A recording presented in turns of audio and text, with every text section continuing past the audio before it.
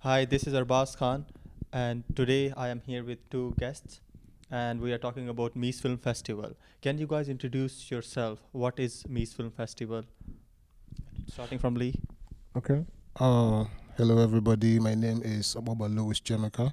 You can call me Lee, and I am the head coordinator. Hi, I'm Luke Vermage, and I am the festival coordinator for MISE. And MISE Film Festival is a experimental film festival that's the MA filmmaking course at Nottingham Trent University run every year. Every year. Okay, so what are your plans for 2026 MISE Film Festival, and how it's gonna be different? So this year we have a much bigger team with MISE. So we are trying to bring out as many stops as we can. So in the past we've had 3 categories for the festival. This year we have 6. They all follow a different filmmaking technique and different style, kind of thinking more about how we use technology and techniques to tell stories, not just the genre of the story. And so our 6 categories this year are mise en scène, exploring everything that's within the scene, montage, which is like exploring montage and editing techniques, one shot, how to tell a story in a single shot or a seemingly single shot, soundscape, telling stories with music, sound, lack of sound, how audio takes precedent within the filming process, and then documentary, non-fiction work, how does that work within a landscape of fiction work. And so Okay, so do you when is this happening, MISE Film Festival, and what are your criteria for selecting the best film festival? I think you are in the charge. Okay. The film festival will happen on the 9th of May. Yes. And the criteria for selection at this point is send us a good film, basically. I think the judges in our groups, in our all in the packages that we have for the festival, will definitely do their best to look at the films holistically and make sure that they are judging it based on the production value, the sounds that you use in your films, how creative you are, originality, the plots of your stories, and we also have this conversation on AI Yeah, basically that we've yeah, been this. having. We don't want AI in our festival, but at the same time, like, we want to see how creative people can be. Yeah. But please don't submit AI. Basically, so I mean that's the criteria at this point. We can't talk about everything, Mm-hmm. but we definitely are going to be holistic about how we judge the films that come in. Yeah. we are accepting AI film submissions, but we have a policy of just needing to judge it at the same level as non-AI work and such. So if you're submitting an AI piece of film, it needs to be pretty stellar to get it. Okay. So the AI, so we will be accepting AI into the festival, but it will be judged at the same level as traditionally made work. So it needs to be pretty stellar to get it in. Yeah. And yeah, as Lee said, the festival will be taking place on the 9th of May this year, and it will be taking place at the New Arts Exchange in Nottingham. In So Nottingham. it's free to submit. You have until April the 6th to submit a film, and it's free to attend. And so there will be about 50 places for the film festival. So come along, it's going to be a lovely day. Okay, perfect. So what I'm gonna ask you next is, like, as a filmmaker and as a student of filmmaker, how do you guys feel about the current atmosphere and the weather of films? Because there are so many technology emerging, as we talked about AI. So as a filmmaker, how do you guys feel about it? Are you guys pressured, or like Pretty light conversation topic. yeah? Very light. um, Let me talk about this from a personal perspective. Like, we're already pressured by the little technology that we've been using before. And these things that are coming in are basically, as far as human evolution and anything like technology wise, it's basically stuff that should help humans. Technology basically is functional, if you think about it. But at the same time, we as a species are very lazy people. And I feel like when these things come in, like, it bleeds on the creativity, it bleeds on maybe like the originality of the stuff that's being produced. But we have AI slop now. Yeah. A lot of things that are just put together. The plots are suffering, narrative is suffering and stuff. But I feel like it's here, yeah. And if you're creative enough to probably have used, the first moving image was a horse. That was, the way that was a way it was put together, like to create like moving image rather than a picture. So I feel at this point, like, if we are able to use whatever is available to us to make these things possible, we should probably look into them. but at the same time, try as much as possible not to abuse them. I think that's the most important thing, moderation in everything. So, Mm-hmm. It's a fascinating topic that is complicated no matter what you do at it. Yeah. So I come from an industry background. I've been working in the film industry for a long time. And I've seen in my time technologies appear and emerge and how things have changed. Within editing, which is where my niche is, there's been so many technologies that have existed over the last few years that have come about bit by bit, which use machine learning and some level of AI implementation to work. These are tools that people use every single day. So things like content-aware fill that Photoshop users use every single day, or just like audio syncing. Mm-hmm. Is like all these are machine learning tools that we already use. And as Lee pointed out, filmmaking is a incredible discipline that combines so many creative disciplines together, and it's always been about the excellence and the pursuing of technology, of like the horse riding Yeah. was actually done as a bet. Someone betted that a horse, when it gallops, takes its feet off the ground, which is where, and someone betted they didn't. And so they took this 12 frames shot to prove this bet wrong. And that was the birth of film, Mm-hmm. just from experimentation and this question. Now, should we pursue technology at the extent of the environmental impacts or losing creative freedom is a much complicated issue. I personally think that we should be using AI as a tool, but not as a replacement. We can't ignore the fact that there's a massive environmental impact to what AI use is, and we can't ignore the fact that there is a dissolution of truth using video generative AI in itself. Whether you're using LLMs or Gen AI or anything between is kind of not here or there. And no matter what I say, there'll be a debate in the comments about it. Yeah. But it's a complicated issue, and we need to work at it ethically and morally and within a team, and to respect the humans that are around us, not replace them at the name of capitalism and money and such. Yes. So I was curious about, like, you guys are in the filmmaking industry, how do you guys, like, what makes you exciting now? And like, if there's a lot of technology emerging, so what makes you excited? What kinds of film do you want it to make, or do you want to see from the other people? Because now we have like a lot of opportunities, and we can make a lot of films. There's so many tools.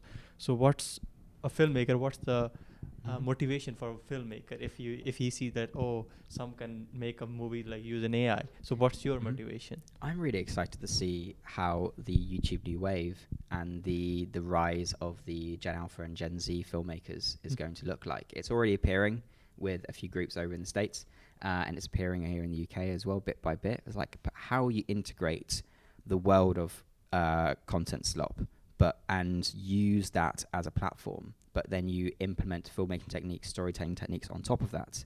That's really interesting. There's been some wonderful examples of new innovative web TV series that use like Instagram and TikTok as their platform of choice. It's really fascinating to see narrative stories re-emerge on a platform that you just expect to see some lazy piece of content being made. Not always, but a good chunk of things are now AI stop, which is a real sad reality. So I'm really interested to see those kind of filmmakers take this thing that has become pretty harmful and actually make it beautiful and make it a storytelling aspect again, and how those influences change the traditional side of short filmmaking festivals and media at large.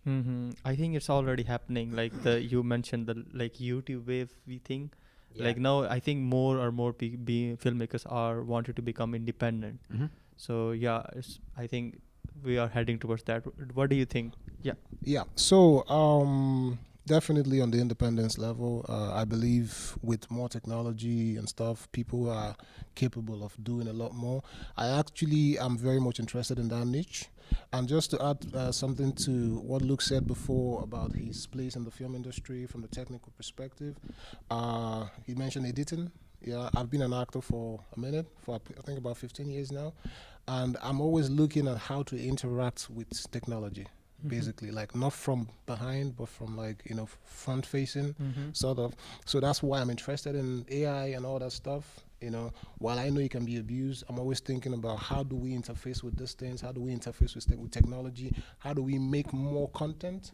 You know, with humanist perspectives within it. You Mm-hmm. know, like if you think about the animated and versus the inanimated objects and stuff like that. Now, independence in filmmaking at this particular point is a new trend, basically. And if you think about it, it's because of these technologies that are available to us now. You have social media, you have a lot of platforms now that people can put out their content on without needing all these major conglomerates or maybe corporations Yeah. to really come together and decide on talent. Now Yeah. you can make something yourself and you can be courageous enough to put it out there. And if you have an audience, Mm-hmm. you can maybe continue down that line. So I feel like it's a Yeah. new trend and something that might continue just going that Yeah. way if you think about The it. building of independent audiences is a real new trend, and it's really exciting. Of like, Yeah. how can you crowdfund your own audience and your own career without needing to go through a big company or a big distributor? It's really Yeah. fascinating. But like as in the industry of filmmaking, what do you guys think about, like, are you guys more leaning towards independent cinema or like industry or like traditional one?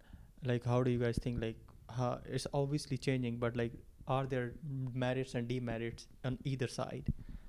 There will be there will always be merits and demerits on both sides of anything. Mm-hmm. I mean, like I think the value of a life or an art well practiced or lived is basically towing that moderative line, that equilibrium line Yeah. between like if you read the 48 laws of power, there's always an observation of the law, a transgression of the law, and the reversal, basically the middle way.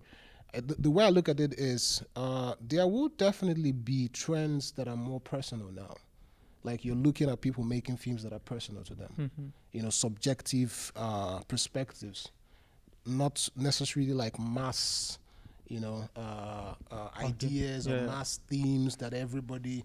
I mean, if you look at the Western, idea of the protagonist or whatever, it used to always be about. If you look at maybe the very secular way of looking at it, like the guy will always get the girl or whatever, and that's basically the plot of most stories. But now you think about people going deeper Yeah. than the surface level of maybe love or romance or anything, and niching ideas that are maybe cultural, Mm-hmm. that are beyond, just a general idea of what the highest or the biggest uh, filmmaking or entertainment companies in the world want to put out there.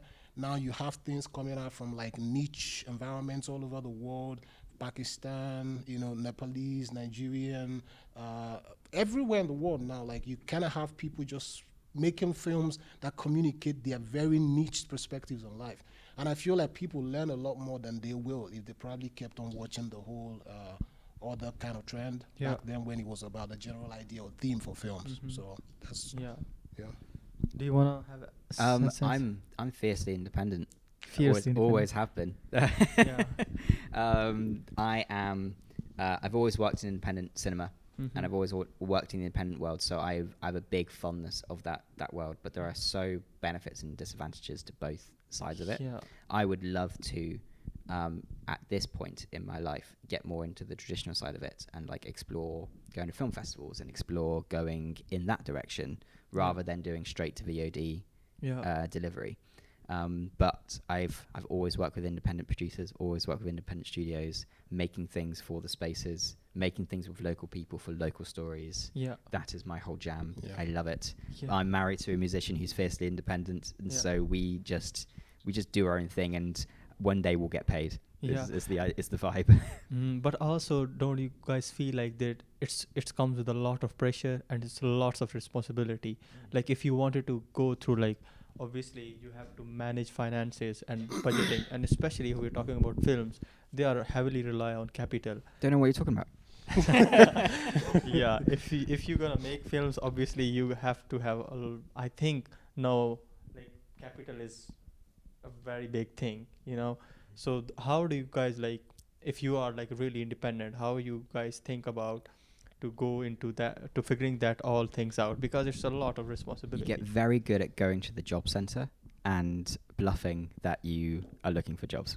And then you just try your best. That's terrible advice. I'm so sorry. Another way to look at this is we are always talking about like capital when it comes to filmmaking. Yeah. Let's talk about the fact that we are an MA class Yeah. that's basically hosting a MISE Film Festival. Yeah, what's experimental filmmaking?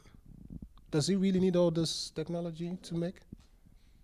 I had a conversation with one of my lecturers, and he said all you need to be creative is just pen and paper. Mm-hmm. If you think about it, Yeah. capital is basically like where the ism at the end, comes in capitalism. Yeah. Like if you keep thinking about the money, you're not thinking about the art. Yeah. Because an idea doesn't need all this, like cinema or all this, paraphernalia to get. Yeah. Yeah. An idea can be communicated as simply as possible. Now, what you can do is go traditional about your own thinking. You need to probably how do I put it? Defamiliarize yourself from the way you used to think about anything, and maybe get back to really thinking about what really means what to you. What are you interested in? What do you want to communicate? Because if you're thinking about that, then you probably won't be needing the highest, cameras or maybe the best, sound, whatever. All you kind of need is just a traditional, whatever is available to you. In theater, for instance, there's something called improvisation, yeah? Improvisation is basically two actors getting on stage and they don't gag each other. They just talk about whatever, you throw at them. They just open-ended, statements. Yeah. You don't stop the next person from saying something meaningful. Yeah. And that's how the truth comes out. But when you structure things the way we like structuring things, Yeah. and when you have these lofty ideals, delusions of grandeur, then capital goes in there. Yeah. And then you start worrying about how do I get enough money to do this or do this or do it. When simple layering can get the job done. So that's I sound like a broken record saying this, but you can start filmmaking from anywhere. Like we Yeah. have phones in our pockets now that are good enough to make your first film. Famous directors started making films on cameras with dead pixels in the center of them. They use what they had, and it's dirt, it's cheap, it works. Because all you need to do is, you're only as good as your last film you made, but you're only as good as a film you've made. Yeah. So you need to start making things if you want to go anywhere. And what Lee's kind of harping on is an interesting concept. I see it as two spheres. So especially in filmmaking, because it's so vast and so broad, you have two sets of people. You have the technical-minded people, and you have the creatively-minded people. There is creative and technology in both of them. But the technical-minded people will always be chasing that capital, they want production values, they want it to feel nice, they want it to look like a cinema thing. Yeah. It's a different creative practice to think about the cameras, think about the lighting. And then you have the creative side of things, which is about the ideas. It's about the intention that you're living in the creative chaos of the world, making things happen. Mm-hmm. And how you interface between those two things is the challenge. You need the creative people calling the shots, and you need technically creative people making the cameras work and such. So this is what things like going to university and masters are really helpful for. You get to play with the best equipment and get proficient at it before you don't have it. But if that isn't your mindset, then just do an apprenticeship, go straight into it, try your best. We have YouTube. YouTube is one of the most seminal pieces of technology for independent filmmakers. Remember, before that and before digital came along, you could only do it if you owned a Super 8 camera, had enough money to pay for the film and then process the film. Filmmaking has and always is and still is a very expensive hobby. But you don't need to start at it as an expensive hobby. DaVinci Resolve, really good piece of editing software, completely free. Your phone in your pocket is free for you to use. You don't need a microphone straight away. And then you can buy 2-generation old cameras now on Facebook and Wex for about £200, £300 that are absolutely good. 4K cameras that are underneath £1,000, ready for you to buy. So you don't have to have the latest piece of equipment to make a film. You just have to have an idea and the right level of expectation to go for it. Yeah. I think, it's a very popular advice to you only need an idea and a mobile phone and everything. It doesn't help practically in any way, but it is true. But the thing is, obviously it's true in some way. We are talking about the filmmaker who already making films and they are stuck in a way that they wanted to get their voice out there, and they feel because our world is heavily structured and which is heavily influenced by capital and the culture around cinema. So a lot of good films don't get across. So how we can help those new creative voices as we are hosting MISE Film Festival. So how I think more locally, just general advice is if you're interested in filmmaking, then find the people in your locality who are also interested in filmmaking.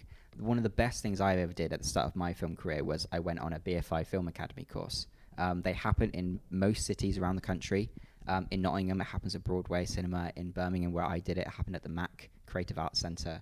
These courses normally run for about 1-2 weeks, and you meet industry professionals who then teach you, if this is for teenagers between the ages of 16 and 18 and such, you get to learn, you get to make films, and you get to connect with industry. And then from those, training programs existed. So I went to the craft residential at the National Film and Television School off the back of that, and really learnt more about my craft in ways that have really benefited me for the future. And then working with the professionals, like that short film I made with them was shot on an Arri, edited on Avid, and was an incredibly great piece of work that I could then use to get future work. And then from that point, I then had the connections to begin my creative journey.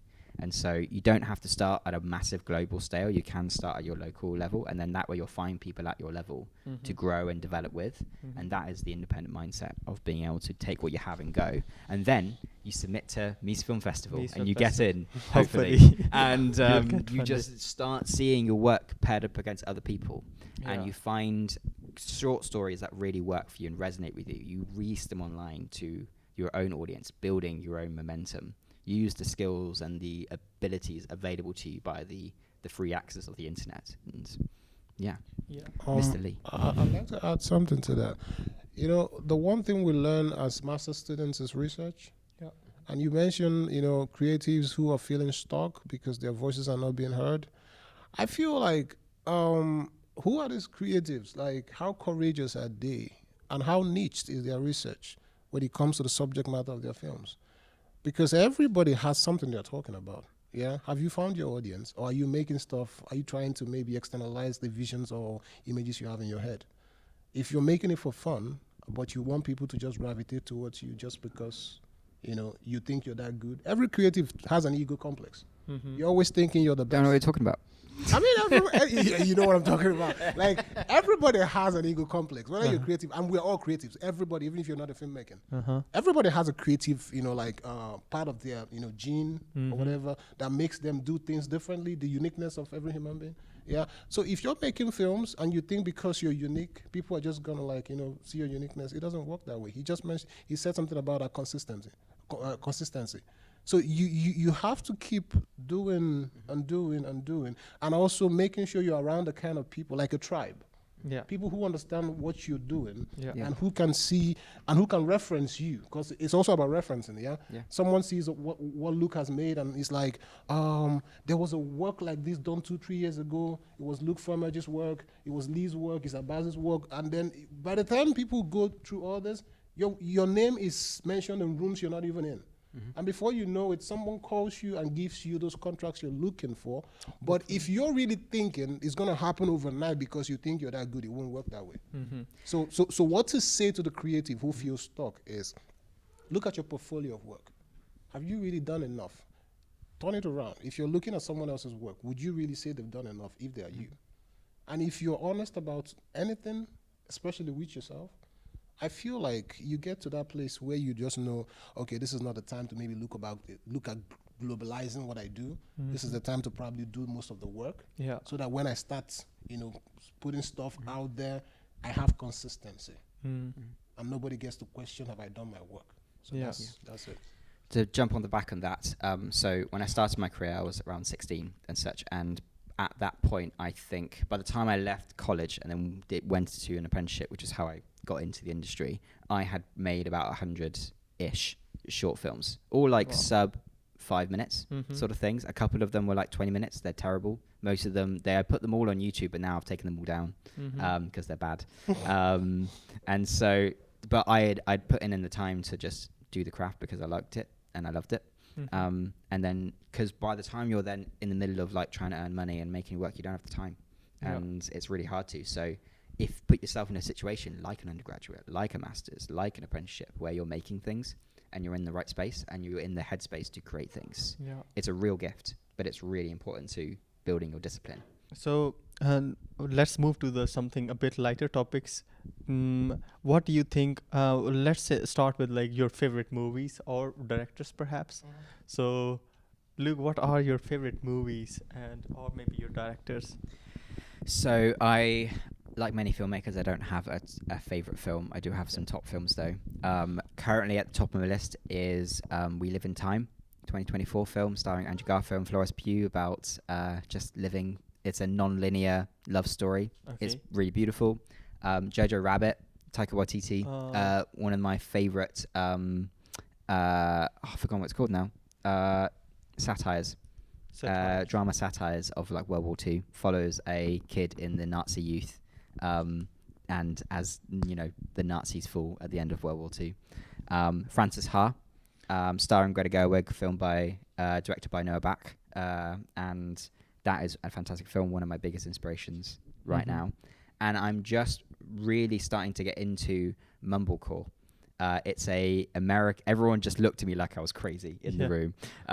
Mumblecore is an American drama brand of really low budget, micro budget independent features, which include people like Greta Gerwig, the Duplass brothers, Oh. Joe Swinback, and a whole bunch of others who do improvisational films around people in normal relationships and Mhm. normal lives. And they're kind of nothing films at times where they like just about a normal moment and they have no like massive climactic ending. They just are life. Yeah. And I kind of think they're brilliant. Yeah. And so yeah, I'm massively interested in that world right now, and I'm massively interested in how independent cinema works. Yeah. And then because I do documentary, I love documentaries. I've watched a whole bunch of music documentaries, but one of my favorite documentaries is a very obscure one called Maiden Trip, which follows the at the time, I think she's been beaten now, the person who has the Guinness World Record for getting around the globe the quickest. Oh. It was a teenage girl who had to fight for her rights to get out of Sweden, I think it was, Wow. and she sailed in a sailboat around the whole world. It's a really cool little independent documentary. Wow. So yeah, but I love drama as a topic. I waffled on for too long, but that's it. No. Okay. What about you, Lee? To be honest, I really don't have favorite films or favorite directors. I'll be Mhm. honest with you. Like, I used to be. I'm still very much into novels, Mm. and I just read them, man. Like, I just like stories. Yeah. Yeah. I'm a storyteller. I'm a story listener. Mhm. So I'm not really interested in who's making it. And I'm sorry, it might sound controversial or anything, but I just want good content. Yeah. If Yeah. you think about it, so like if you make, but I'm very much interested in drama, by the way. Yeah. Yeah. Drama, like heart throbbing, Yeah. Yeah. things that really move the human. I'm a student of life, so Yeah. if you say or do something in your film that really evolves me, Mhm. I'm very much interested in that.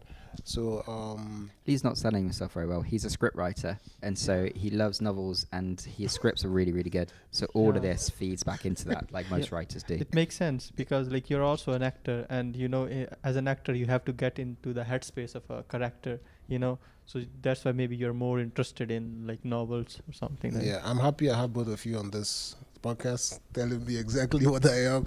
I really much appreciate that, but very much true. I'm a scriptwriter. The reason why I'm very much into stories is I feel like we all have one, Yeah. and we have so many human beings on earth Preach. that we cannot necessarily find all the stories we have. Mm-hmm. Some stories die before they're even told. Some stories are told maybe in media res. Some stories, completely, evolve to the point where they're supposed to get to. So when I see a film, I don't look at it like this is a finished product of an idea. I look at it like this is part of the conversation, like this is a loop. Yeah. So like in that way, I won't be able to answer the question about favorite directors but I have people I watch Mm-hmm. sometimes I love. I have seen films by Christopher Nolan. I have seen films by Nigerian directors, Kunle Afolayan, Obie Melonye, people who have inspired me to really want to go tell stories, be a bridge for culture, maybe between worlds, between where I am and where I used to be. Like Mhm. I'm Nigerian, I'm in the UK now. So like the culture I come from and the culture that I'm beginning to interact with here there's a bridge between them and that can be me. So that's basically what I'm looking into. So I really can't answer that question about maybe favorite directors, Mhm. but that's my Okay, opinion. Dev. Can I throw in one more, just for the joy of it? Yeah. I'm really enjoying Natalie Lynn's work on her series Borderless on YouTube. She's a Oh, new yeah, she's a yeah, I have YouTube new watched this. wave. Yeah, yeah, It's I know. really good. She's a She's YouTube new amazing. wave director and artist and creator, and Yeah. her work's really good. Hopefully, she'll release whatever she's working on currently. It's been a while. Yeah, yeah. I have seen her YouTube videos. They are amazing. Like really well planned and yeah. So you don't have any favorite movies? Yeah, which is okay. I am not forcing you to have a favorite movie. Let's move forward. Let's talk about awards. What do you guys think about it? Like, are they helpful or are they have any meaning for you, independent filmmaker, or they just a noise for you? Awards are heavy. I worked with a BAFTA-winning director a couple times, Yeah. and I kid you not, I was in his house working on a project, and I went snooping for them. I found them. They were holding up the back of his telly. He had two BAFTAs just behind his telly, Oh, wow. just like keep making sure he's waiting at the back. I think it's so funny. Yeah. He's a lovely guy. Mhm. Awards are really helpful. Awards are not for us. Awards are for the bigwigs, especially things like Oscars and BAFTAs. Uh-huh. And so they're really wonderful things about industry recognition, but also peer-to-peer recognition is really important. And Mhm. so, yeah, I think things like the BIFAs and BAFTAs and Oscars are really cool, especially BIFAs because they're independent to film in the UK. And also things like recognition from BFI or Film 4 and such, I think are really important. Yeah. But yeah, it's nice to have a good aim, but also the best reward and best loop back for filmmaking is more work, and More work. also being able to build those connections and having people that like working with you to Mhm. grow those networks and grow those ideas. Mhm. Yeah, because Oscars, I've also met BAFTA judges, and they just get sent all the nominations every year, and so it's a whole industry of getting nominated and then winning those nominations. That goes beyond just the quality of the film you made. Award ceremonies. Award ceremonies. Yeah. Well, there are social functions, and people need to come together, I think. So, but when you think about, I recently learned something that there are three things that intrinsically motivated people. Yeah. You know, the whole idea about autonomy, recognition, and mastery. I feel like if you're good at something, you kind of want to be recognized for it. Like you want people to really come out and celebrate you. Yeah. Yeah. But let's be honest about it. Sometimes it feels like these things are politicized. Mhm. It doesn't feel often like the right people get these awards. Mhm. So I try to stay away from that Mhm. as much as possible. But I feel like, if your work is good enough and you get recognized for it, why not? But still, it feels like a capitalist thing. Mhm. The more you recognize, the more contracts you get, the more money you get. And we've not been talking about money, in the course of this whole discussion. But I feel like sometimes because money is involved, these things get politicized way beyond the way they should be. It's no longer meritorious. It becomes something that is not. So I feel like it's cool, but So, in terms of airing films, what do you guys like to also streaming platforms as it's getting really popular? How do you guys see that thing emerging? Like, would you like to show your films in the cinema, or would you prefer like signing with deals with streaming platforms? Like personally, what do you? Lee, do you want to take this one first? do we want to show our films in cinemas or do we want to go streaming platform? Well, I'm gonna go talk about this as an African, yeah. Streaming platforms sort of don't give. I mean, if you go by cinema, you're kind of independent in a way. It's like you're taking like ownership of your work, and you want to really put it out there yourself. There's a risk to it because the marketing is now on you. The platform will do all the work for you. Like as long as you sign a deal with them and you give them the content they ask of you. But at the same time, it's like what we talked about before. There's always like a reversal to everything. Like if you go, I really want to do this myself, you take a loss, a very huge one. Where if you really are interested in money, you take like a hit because sometimes you may not be able to do your marketing properly. You can get people in seats, and your films may not really get in front of a lot of people. But streaming platforms, because people just subscribe to these things, if they have built a reputation for themselves, might actually give you more if you sign a very good deal. But at the same time, like, will they pay you what you're worth? Again, So somehow it's almost as if there are these platforms that have been built. A cinema is a platform. If you think about it, like it's a house where people come to watch films. A business, you know, like getting people to come in there and see stuff is still like getting people to come in there and see stuff is still a business. You know, people have to make that as possible as they can. A platform. Are you a filmmaker? What? Am I a filmmaker? Yeah, that shows you're very conscious about sound. That's my AV music side, just going like, Yeah. like the technician's gonna hate me unless I move it closer to him. Yeah. Thank you for that, by the way. Yeah. So it's almost like whatever way you want to go about it, you're always going to maybe. You just have to decide where do you want and what are you focused on? Yeah. Are you focused on the art or are you focused on the money side of it? What's your focus? I'm an African. I'm focused on the money. So you will sell out your soul to the Netflix. No, I won't sell out my soul. I'll try to make something. Yeah. I'll try to make something that the value I get for Yeah. will be commensurate with. Mm-hmm. Yeah. So in the beginning, you might want to look at the deals you get from maybe the platforms Mm-hmm. because somehow you actually you get it. It's like a bigger like percentage Yeah. than when you go the independent route. Mm-hmm. That's my honest opinion about that. Luke, any thoughts? Many. There's nothing more fun than a cinema release of your film. Yeah, obviously. I remember when I released my last short film. Sorry, every time I talk about stuff, I mention my own career, and it just makes me sound very egotistical. It's like my last film. It was a small affair, but the last short film I made was a zombie film, and we did it 2 releases, one in Birmingham, one in Wales, where I was living at the time. And it's just really nice to be able to put it on in a space and have people come in and see it. In Birmingham, we filmed it at the Mac, which, as I mentioned earlier, was where I started my film career. So it felt like a real homecoming.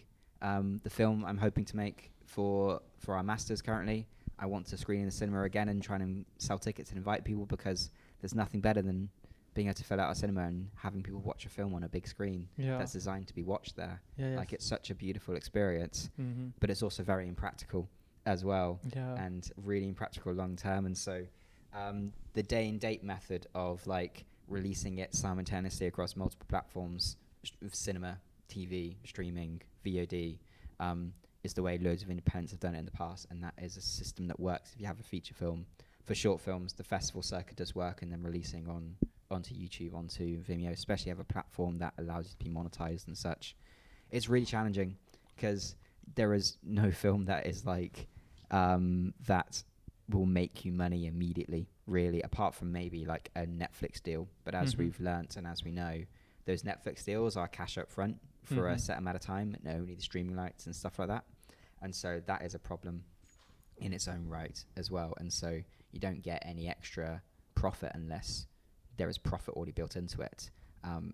And for anything that's a feature film or anything that's a bigger short film and such, there is always investors and always financiers. And so no matter what you do, they have to pay back first. And so the overheads on making a film at a larger scale are massive. It's something like you could sell a film for 1 million, but if it cost you 500,000 to make, then like 500,000 that immediately goes straight to the investors who invested in it. Then remember also interest, and then you have to pay everyone, and then there's all the extra bits. So you actually end up with very little money at the end of it, regards in the grand scheme of things. So some of the best advice is like try and own all the finance to your films if you can. Obviously that's really hard at times and not always the most financially responsible thing to do. So it sounds like a form of gambling. It kind of is a form of gambling. So don't do that. Don't like take my advice on that. That is not legally binding at all. Yeah. But you just try your best to. This is why I'm fiercely independent. It's like you want to be able to own what you have, and you really want to kind of own what you have and know what you're doing with it, so you can have the most control. And then if you make a deal that makes sense with the financing and everything, then that's great.